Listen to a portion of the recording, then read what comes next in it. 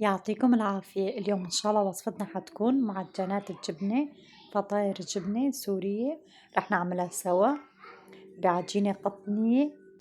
طريقتها كتير سهلة ما بتاخد وقت.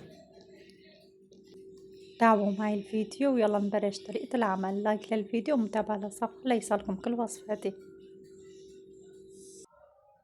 بالبداية بحتاج ل4 أكواب من الطحين. طحين متعدد الاستعمالات ضروري ننخلهم. بحتاج لربع ملعقة من الملح، ملعقة ونص من السكر، ملعقة ونص من الخميرة الفورية بخلطهم، لملعقتين من اللبن، ملعقة من الزيت. هلأ بنعجنهم. بحتاج لكاسة مي دافية بنزلها على الدفعات وبعجنهم.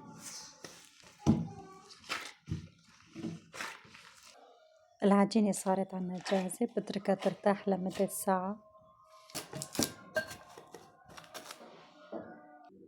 بعد ما العجينة ارتاحت عندي ساعة هلأ بنقطع لها كرات. بقطع بهالشكل وبكورها لكرات.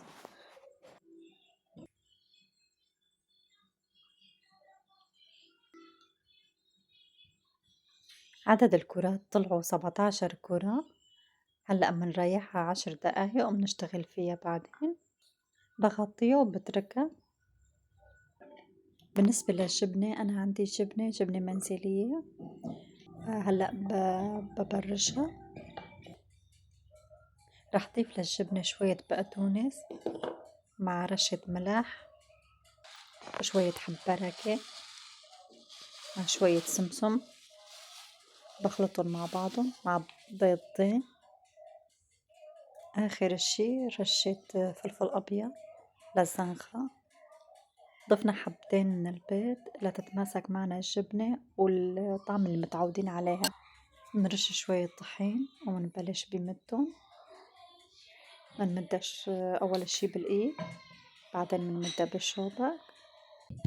متابعيني الحلوين بتمنى تتابعوني على قناتي اليوتيوب، تشتركوا بالقناة، تابعوني على حسابي الفيسبوك، على حسابي التيك توك، تعملوا لايك للفيديو ومتابعة للصفحة ليصلكم كل وصفاتي. ضروري ننظفها من الطحين. هلأ بنبلش بحشيهم. بضيف شوية جبنة بمدها بهالشكل بسكرها. عندي الفرن مشغلته مسبقا على درجة حرارة 200 من فوق وتحت. تاخد معنا بالفرن تقريبا 4 دقايق 5 دقايق بتكون جاهزة من فوق وتحت. هلأ خلصتهم طلعوا معي 3 صواني. هلأ بدخلهم على الفرن. ما شاء الله شكلهم بشهي، اخدين لون من فوق ومن تحت. ما شاء الله العجينة طالعة كتير طرية وهشة. طعمتها طالعة كتير طيبة الجبنة. هاد كان وصفتي لليوم. بتمنى إذا عجبكم الوصفة تكتبولي بالتعليقات، تكتبولي تجاربكم. صحتين وعوافية.